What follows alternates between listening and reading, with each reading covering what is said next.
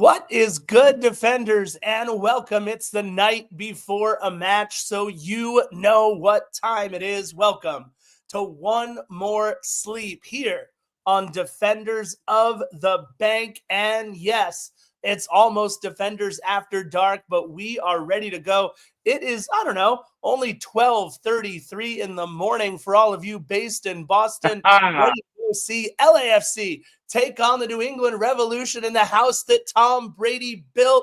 It's time to go. You know my voice. It's the Scarf, J.R. Liebert. And with me is my good buddy, LAFC Laugh, Chris Lafferty. JR, good evening, my man. I am back.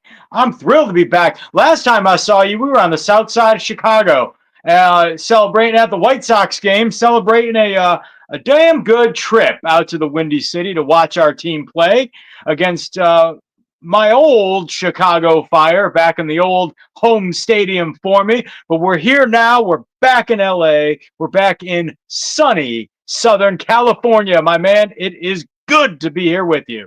I'm trying as hard as I can to avoid all the sunny game days are now Sundays kind of thing. Like there's so many sun puns, and it's actually, by the way, what we all found out is it's actually pronounced Son, like it rhymes with tone, like Son. So it's Son Heung-min. But there's a lot.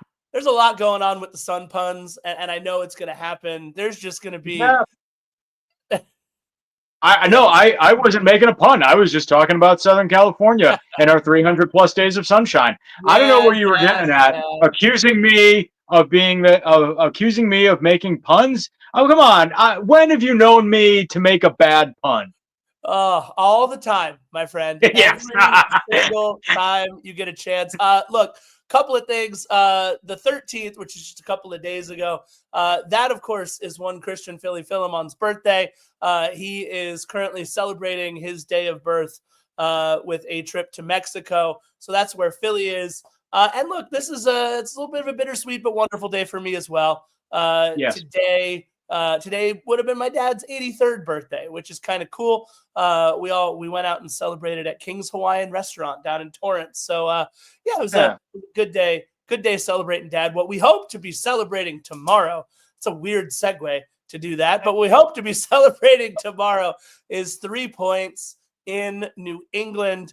LAFC takes on the New England Revolution for just the fourth time ever, just the second time at Gillette Stadium. And LAFC has never lost against the Revolution. 2 wins and 1 draw in those 3 matches, 1-0 at Gillette Stadium. And if we go all the way back to 2023 in week 3, we put a beat down on the Revolution the last time we played them, 4-0 at BMO. And in that match, Denis Bouanga with 2 goals and an assist, Timothy Tillman with the goal and an assist. And number 7 in that match, I knew you were ready for it, Chris Lafferty. Number 7 in that match scored. Dare I say, maybe we will get a repeat of things happening tomorrow. Well, we had 2 very special number 7s in that match, actually.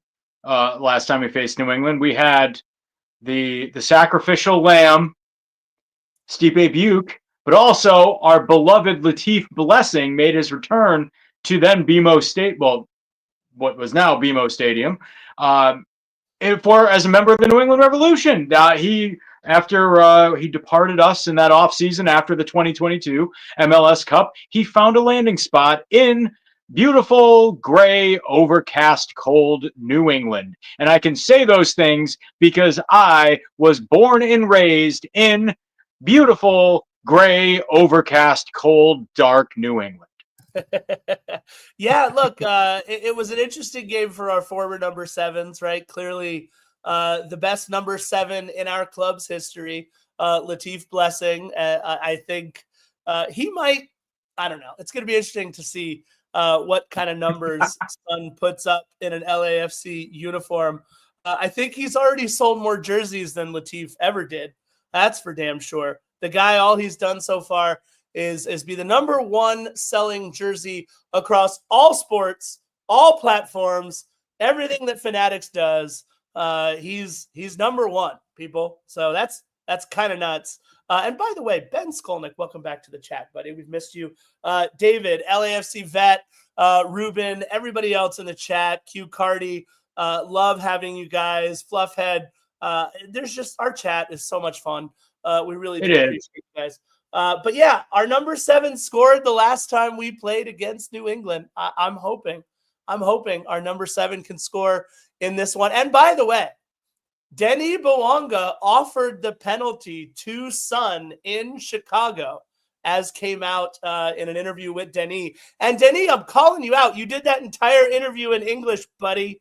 I don't want any more translators in the media room at BMO Stadium. That was a fantastic interview you did in English.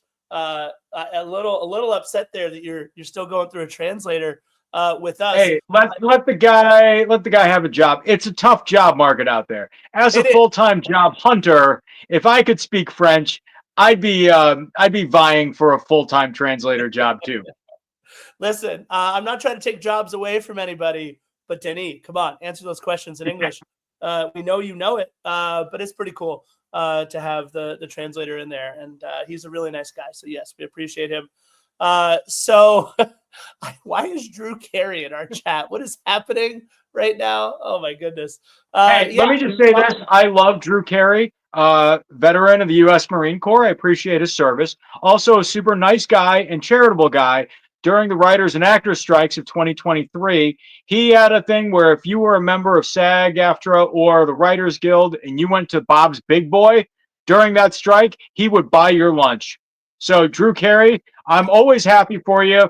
And I'll say it, I love you, man. I watched the Drew Carey show in the 90s when it was on. I don't even know what's happening right now. Let's talk real quick about injury news. For the New England Revolution, everybody is healthy. And for LAFC, the typical not so fantastic four that we have had out for most of the season now. Of course, Maxime Chanot and Lorenzo Della Valle, and the recent developments, obviously, of Aaron Long and Jeremy Abobasi. No surprises with who's on the bench, and just something to look out for. Both Ryan Hollingshead and Sergi Palencia are on yellow card accumulation watch in this. So those two guys get a yellow, and we will definitely be missing one of our core four on the back. Let's hope they both don't get a yellow. But the big transfer news, and I'm going to let Chris Lafferty talk about this maybe a little bit later on in our One More Sleep. The big transfer news for the New England Revolution is that Matt Turner is back in Boston. And he got kind of a bad rap since leaving New England in 2022.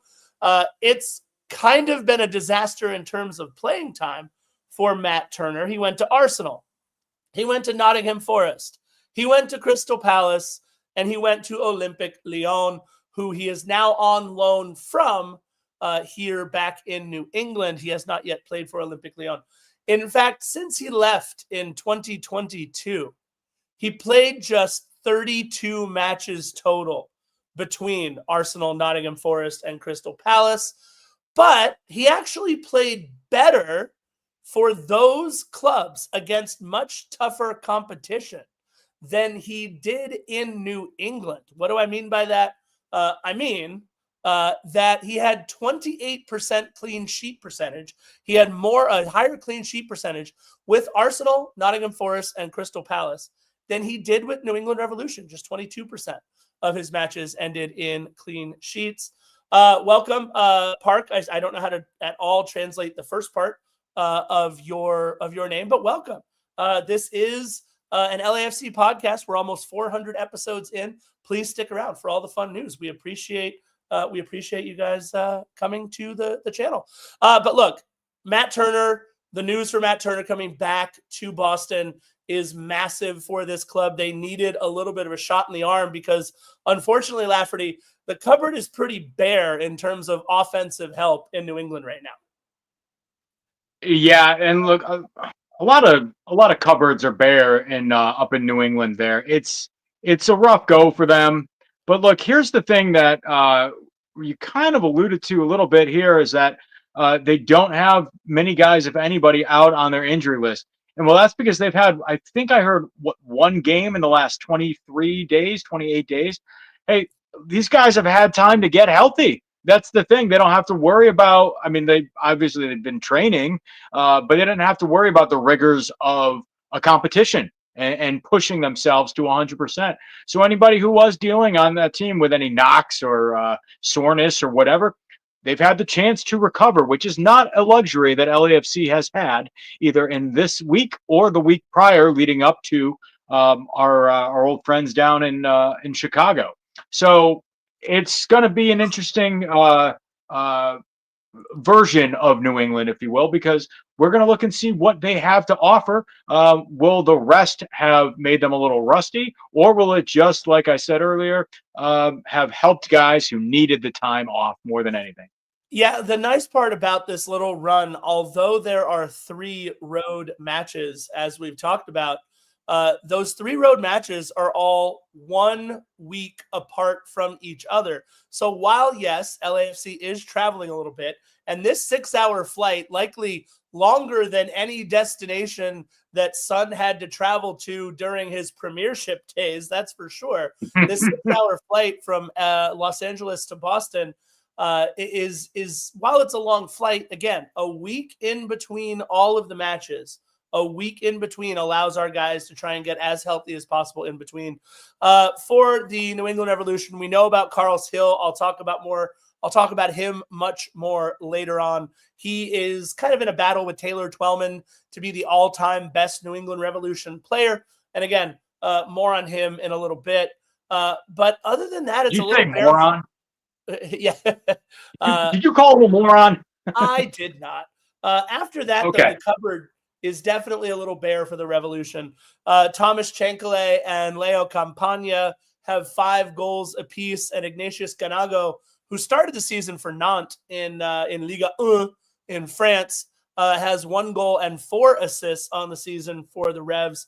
But other than that, it's hard to find a player that gets you excited. I do want to mention really quickly, he's not going to be my player to watch, but he would have been if Philly was here. And I'll tell you what I mean by that in a second. I have taken... Should not be offended? No. You should not be offended on this one at all. I have taken the Philly role in this one and just plucked the lowest possible of the hanging fruit. And I would have gone with this player as my player to watch instead of Carlos Hill, who we'll talk about again in a little bit. My diamond in the rough in this one is 20-year-old Israeli right back or right midfielder, depending on where they play him, Ile Feingold. 3 goals and 3 assists, and he has played some national team minutes for Israel this season as well. He's a player who has really found his space in this New England offense under Caleb Porter, and a player who I really think could, if New England does score in this match, which I don't know that they will. They haven't scored against us in quite a while, and in fact, no Caleb Porter coached team has ever scored against LAFC. He's played us twice with the Crew and lost 3-0 and 2-0. So I don't know that they will score, will New England, but Ile Feingold is just one of those names, the Israeli right back, who I think, don't be surprised if you see him get involved in a couple of things for New England.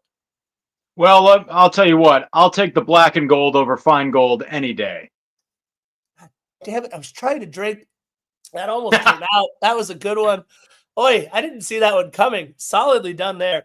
We do mention Caleb Porter real quick. He has coached 70 matches with the New England Revolution, 22 wins in those 70 matches. Clearly not what he had hoped for and not the success that he once had with both Portland and Columbus. He does have his next win, which he will not get against LAFC, will be his 160th win.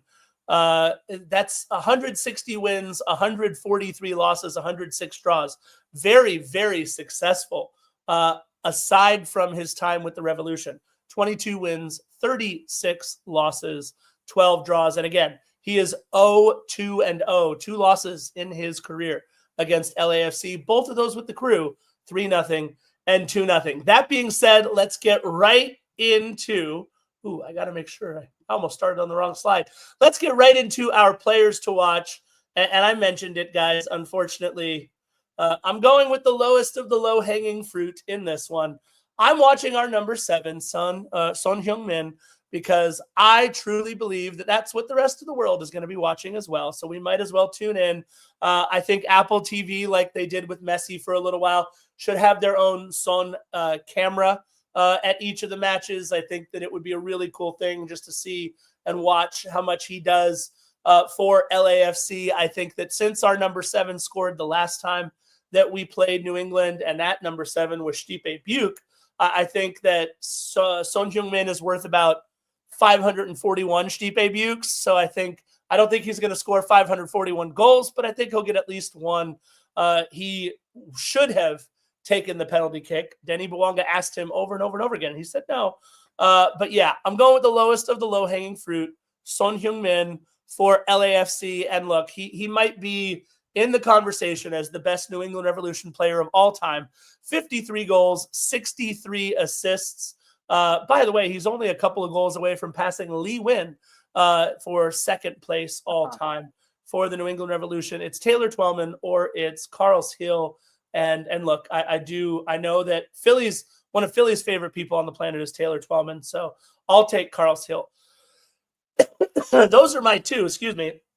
Let's get into Lafferty's 2 players to watch. I chose for us. I went a little high-hanging fruit up here. I went for the old razzle-dazzle himself, Nathan Ordaz. Here's why I did that. When we were at the match last Saturday in Bridgeview, Illinois, which, by the way, I think Illinois is the size of England. So when you talked about the travel and the distance that Sonny might not be used to, yeah, I think like the state of Illinois that we were in last week is the entire size of his travel burdens that he was placed under in the Premier League. But anyway, I digress. Look, what we saw in that match last Saturday was Nathan Ordaz kind of had he was able to show off his service skills out there. He would go up on the right side a lot and was able to find either Son or other guys, Tillman a lot in the middle to really create a lot of opportunities. He has hard charging style, which I think after that Leagues Cup game where he got himself the red card, I think he did a better job of using his toughness and his aggressiveness, but not being careless with it. And that opened up a lot of opportunities created by Nathan Ordaz in the last match. He set up Son for a couple of shots. He set up Tillman for some shots and was able to find Bwanga.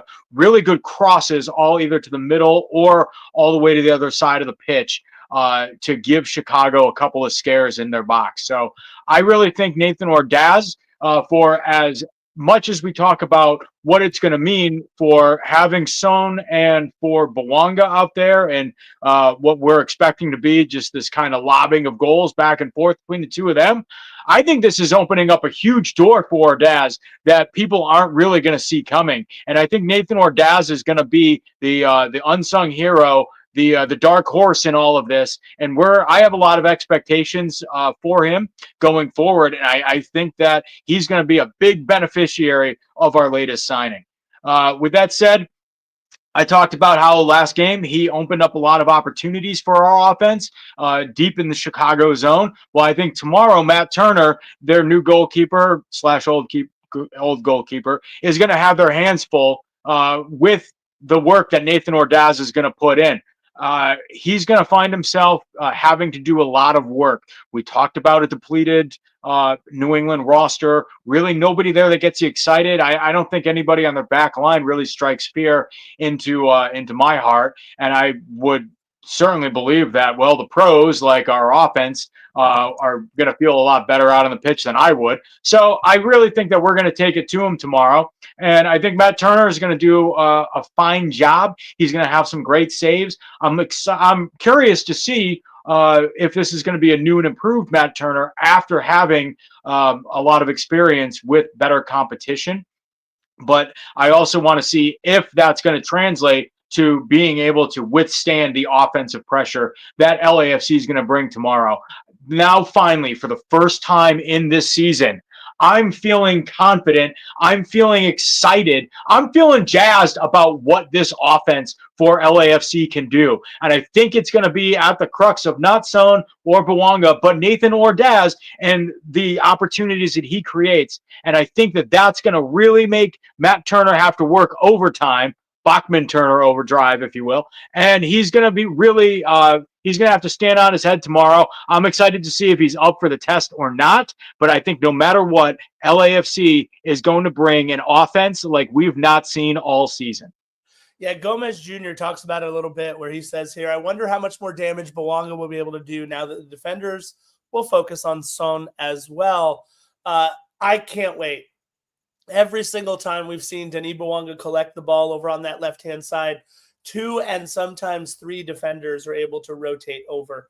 And I think that if Steve Cherundolo figures out a way to get his best offensive unit on the pitch at all times, and I'm thinking back to last season, Coog says you're way too old, way too young for a Bachman Turner overdrive reference, which is pretty incredible. I think I pulled that one out of nowhere. I just want to say I'm thinking back to last season where we had Matty Bogusz and where we had Kike Oliveira and where we had Denis Bouanga and we had our best offensive unit over and over and over again out there on the pitch with a Kai Kamara type player out there as well. I think now we have all the pieces in place to really start putting pressure in multiple channels, multiple angles, multiple lines that we haven't had all season. We haven't had somebody to take the pressure off of Denis Bouanga, and now all of a sudden you're getting maybe Denis Bouanga 1v1, but certainly maybe David Martinez, Nathan Ordaz, or Son 1v1 with their defenders. Now you're having to keep back 5, 6, or 7. Now LAFC is going to have to figure out how to break down low blocks for the rest of the season, because that's what this is going to mean for sure. But I'm telling you, now that we're getting players in a little bit more space, putting pressures in different channels, the likes of which we haven't been able to do since we had the offensive explosion that we had last year, I'm really liking exactly what you're saying here. This is going to be fun. For me, honestly, there's 2 things that will make this New England Revolution match successful for LAFC other than coming home with 3 points. And the first of which is to avoid the turf issues. Yes, Gillette Stadium will be going to grass for the World Cup. Unfortunately, they are not going to grass any time earlier than that. Shout out to our friends in the 42 Originals. So what that means is we've got to avoid the turf issues. Okay. Last time we played against New England, it wound up being Ryan Hollingshead getting hurt, but that was at BMO Stadium, so it wasn't a turf issue. We need to avoid any injuries in this match. Obviously, we are thin at a bunch of different positions right now, so we got to watch out for the turf monster in this one. And a key to the match in this is let's just get Son as many minutes as he feels comfortable playing. We know he was still in shape because he was in preseason for Tottenham. So I'm not worried about him going 45, 50, 60, maybe even 75 minutes in this one. Give everybody in the house that Brady built a chance to see Son Heung-min at his finest for as many minutes as possible. And now Chris Lafferty is going to expand on Razzle Dazzle.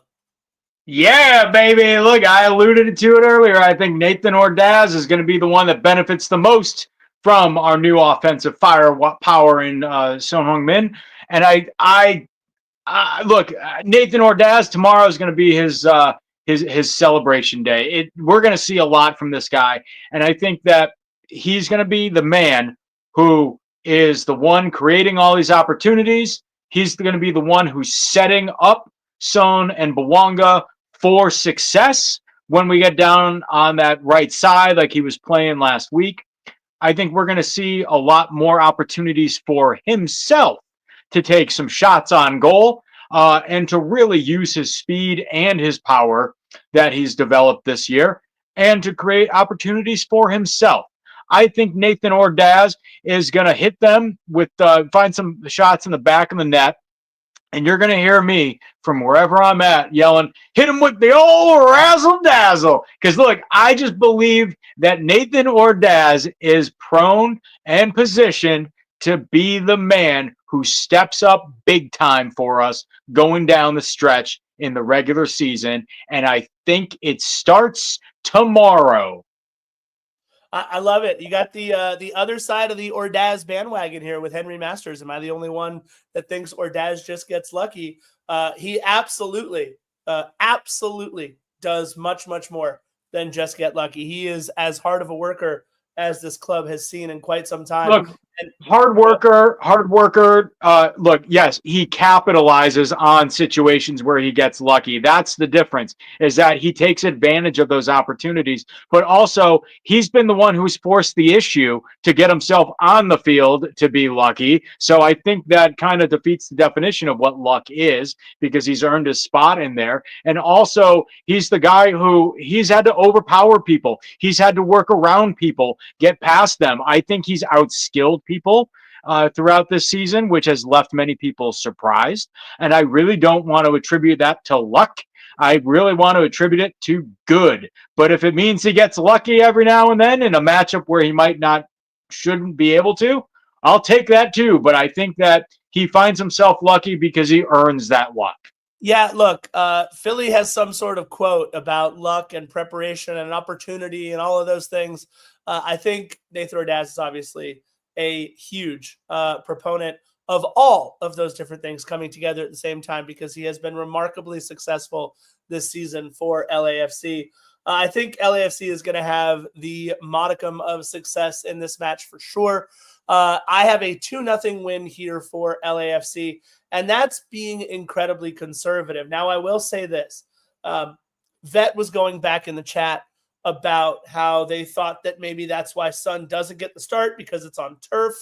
I think there is a very real possibility that if he does not get the start and LAFC goes up early 2-0 or 3-0, and they're able to kind of sub in some second team players and put the game to bed early, then maybe Son doesn't play in this match. Because you don't want to endanger him on turf at all. That's if we come out to a very, very big lead. However, what will happen at some point, just like what happened in Chicago when Don Garber had to call the referee on the field and go, no, go look at that, please. They just tripped our guy's son. I don't know how you missed it, but maybe you didn't read the script. Don Garber said, no, Sonny's going to make an impact in this game one way or another. So I think that'll happen again. I think that either way, Steve Cherundolo, Ante Razov, whoever picks up the phone, maybe it's Oka Nikolov. I don't know which one of our guys down there picks up the phone. But yes, that means Son will play at some way, shape, or form if Don Garber has anything to say about it. And I'm saying this right now. We're getting goals from number 99 and number 7 in this one. And it is the Hollywood script ending, Denis Bouanga and Son with goals for LAFC. And I am the conservative one between the two of us. Yeah, look, we're going to go off tomorrow. I don't care. I'm feeling it, baby. What I saw on Saturday was a team that we went up against, a Chicago team that is fighting for the playoffs for the first time since 2017 and the second time since 2012.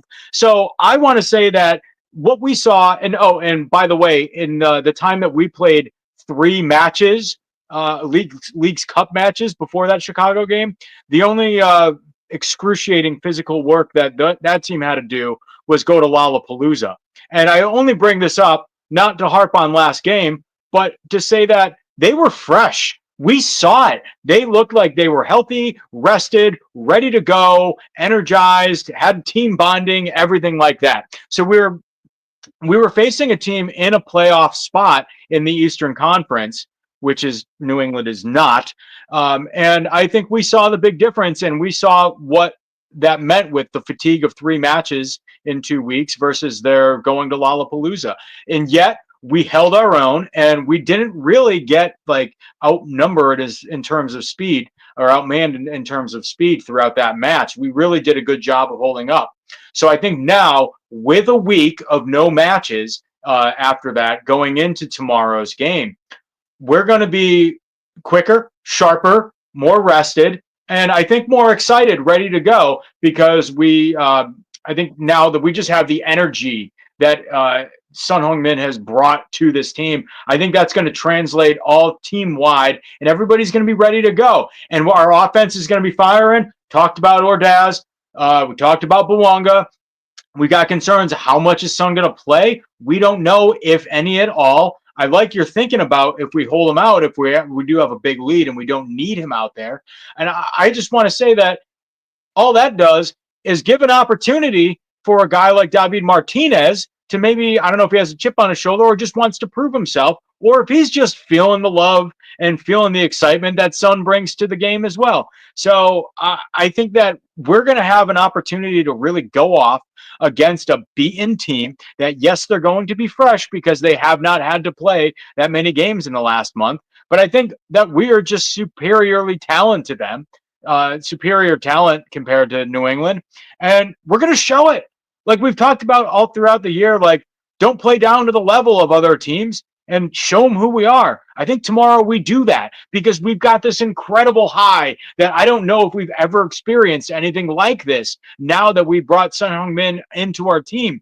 And it's just something that momentum is going to carry us to an outstanding performance, not only on the offense, but one that carries throughout the entire 11 men on the field. And we're going to have a complete game against a team who is down, and we're going to show them who we are and why we are better than them and why they are in the position that they're in. Man, I am just ready, and I've not been this excited for an offense performance all season. So I've got to yell. I've got to let this out because I've been holding it in all season, and that's why I think 3-0 at least tomorrow for LAFC.